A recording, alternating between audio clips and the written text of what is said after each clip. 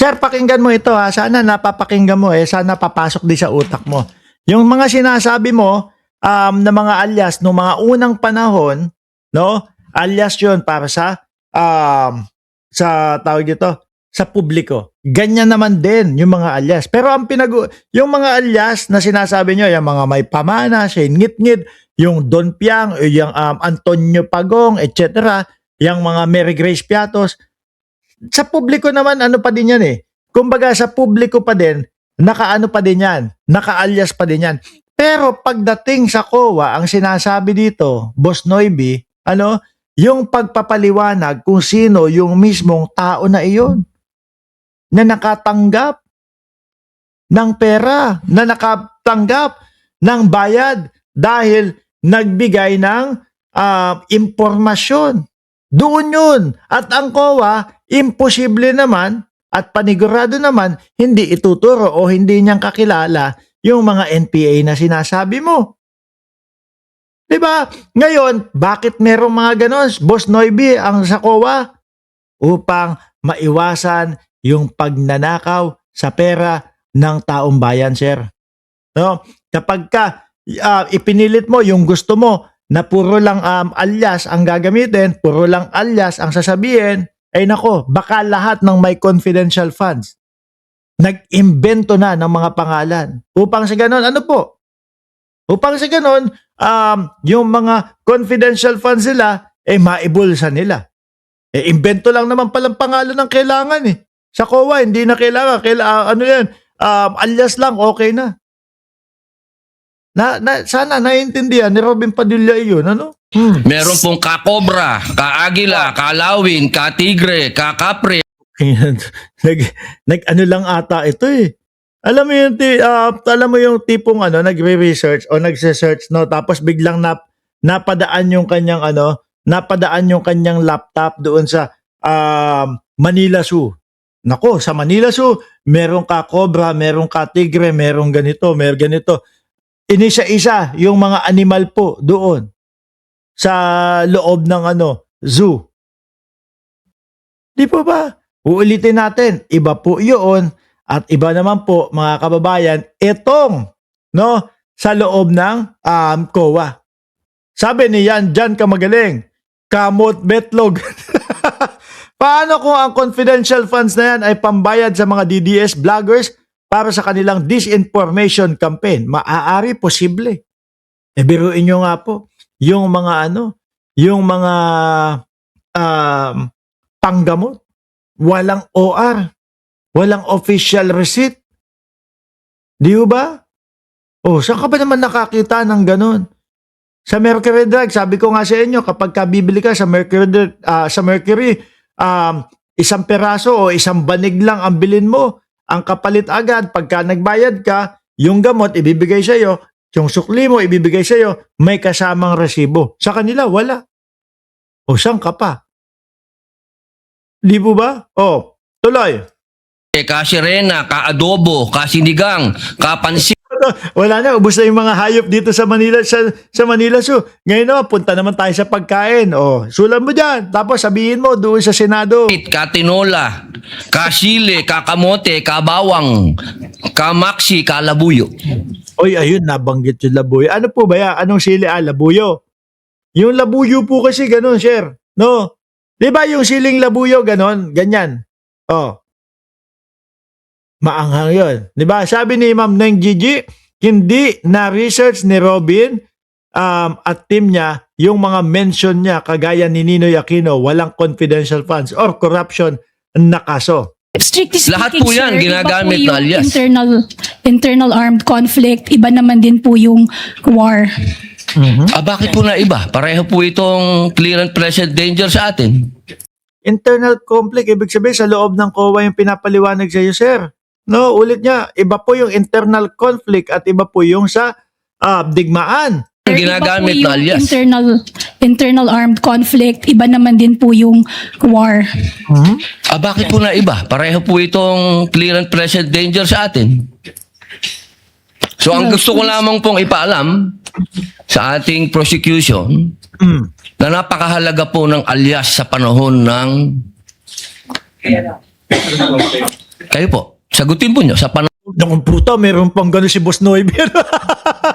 No, parang teacher talaga. Gusto ko lang po yung ano sa inyo na ang alias po ay napaka-importante sa may ganun po, anak ng puta, ayos. Teacher na teachera ng dating, ano? Kayo po, sagutin nyo. Oh, pinapaliwanag sa'yo, sir, kung ano yung pagkakaiba. Ayaw mong tanggapin. Ng Gera, sir. Your Honor. ang confidential Magawa mga bossing parang dinadaan, senador ako. Di ba? Mas matikas ako dito. Pero mga kababayan, nung nagpapaliwanag si Attorney De Binigracia, nagsumbong si Robin Padilla. Sir, pwede po ba yun? Eto yan, oh. po. Ang pagkilos confidential ay napakahalaga at hindi po ginagamit ang pangalan at hindi po pumipirma. Ako po kapag narinig ito ng mga politiko, mga kababayan, lalong-lalo na yung may mga confidential funds, may mga et cetera. Tapos nakikita nila na ipinagtatanggol ni Robin Padilla. Yung tipo bang hindi na kailangan yung may mga pangalan na hiwalay na pangalan para malaman kung saan talaga ginastos yung pera? Nako, lalakas ang loob ho talaga niya mga yan. Di ba? Lalakas ho talaga. Sige, mag-invento na lang tayo ng pangalan. Para ibulsa na lang natin to. Sir, baka magalit sa atin o baka mahalata tayo. Hindi, huwag kang mag-alala. Nandiyan si Robin Padilla, ipagtatanggol tayo niyan na hindi na kinakailangan nung mga pangalan. Kasi yan yung pinapaliwanag po ni Atty. De Binigracia Oh. At alam niyo po ba? Noong September 12, 1896, ano nangyari? Ano? Merong nagkaroon tayo ng 13 martires. Yung mga nagtraidor ay itinuro ang mga Sandali. Ang gusto bang sabihin dito ni Robin Padilla ay traitor po yung mga nasa COA? No? Kayo dyan sa comment section. Ako, naisip ko lang ho yun, mga kababayan. Ang ibig sabihin ba ni Boss Noybe na yung mga nasa loob po ng COA, mga kababayan, ay posibleng traitor rin po yung mga pangalan na nandoon? Kasi sila po yung sila po yung bibigyan ng mga pangalan. At base nga po, mga boss Chipamo, sir, kay attorney, okay lang, walang problema doon sa mga alias. Pero, kailangan may hiwalay na envelope, may hiwalay na lalagyanan upang sa ganon, tawag dito, maipaliwanag kung sino talaga at kung totoong tao ba talaga at hindi gawa-gawa lang yung mga ipinagsusulat nila doon. Di ba? totoong pangalan, totoong lugar, kung nasaan yung mga sumusuporta sa So sa tingin mo, sir, yung mga taga-COA, ilalaglag yan sa NPA? Oy, NPA, kakilala ko na, alam ko na ganun ang gagawin nila. Nako, sama pala ng tingin mo sa kanila. Sabi ni Sher Belase, no, di man lang pinatigil ni Cheese, pinagmukhang walang alam si Atty. Talaga si Robin. Wala yan, no? Kapwa niya lang mga DDS yung natutuwa at akala nila magaling itong si Robin Padilla. katipunan. If I may, Your One last na lang po. Kindly wind up, Senator One last na lang Padilla. po. If I may, Your Honor, just address your question earlier. With all due respect, Your Honor, the prosecution respectfully submits that whether the use of alias is allowed or not and whether it's necessary or not, to us, that is a non-issue because that was never raised Hindi po by pwedeng the... maging non-issue sapagkat Hindi naman talaga kasi yun yung issue, Binoy. No, oo, nakakatawa yung mga pangalan, etc. Pero ang issue talaga, yung walang isinabmit at yung walang mga resibo, walang dokumento sa gastos niyang confidential funds na iyan. Mayabang ka lang kasi kasi senador ka. Kaya ang ginagawa mo, inaano mo sila, ginigit-git mo sila. Ano? ito po ang ipinalalabas ng prosecution. If I may, Your Na Honor, may mga pangalan na mga katawa-tawang pangalan. Mas nakakatawa po itong mga pangalan nung nangyari nung araw. with Kinang yayo si Robin Padilla. Sandali. Mas nakakatawa pa. Ayan na, hindi ho sa akin lang nanggaling. galing po kay Boss Robin Padilla, mas nakakatawa daw po mga Boss Chief Amo Sir, yung mga pangalan noong araw. Ulitin ho natin ha. Sige nga, pakinggan talaga natin. is allowed or not and whether it's necessary or not. To us, that is a non-issue because that was never raised Hindi po by pwedeng the... maging non-issue sapagkat ito po ang ipinalalabas ng prosecution. If I may, Na Your may Honor, mga pangalan, na mga katawa-tawang pangalan. Mas nakakatawa po itong mga pangalan nung mga nangyari nung araw. O mas nakakatawa pala yung mga dimasalang, yung mga taga-ilog na mga pangalan versus po doon sa sinusubilat. Sinupsup ang bilat, tumuwa at tinigasan, no? Tsaka yung si Maluwang, anak na po tayo sa ibang klase, no? Malupit pala talaga si Binoy. Mas nakakatawa kaysa doon sa sinusubilat, yung dimasalang taga-ilog, yung mga kasili daw niya. Ayos ayos ang utak sir with all due At isa respect, pa Your po, Honor, isa na lang po. Kasi, Isa na lang daw, isa na lang isa na lang po. Kindly wind up. Ito na lang po. Kilala niyo po ba kung sino si Marcial Bonifacio? Oh, yan na. to be candid, Your Honor, Oh. I'm not Sino po? familiar. Si Benigno I'm sorry, Aquino Your Honor.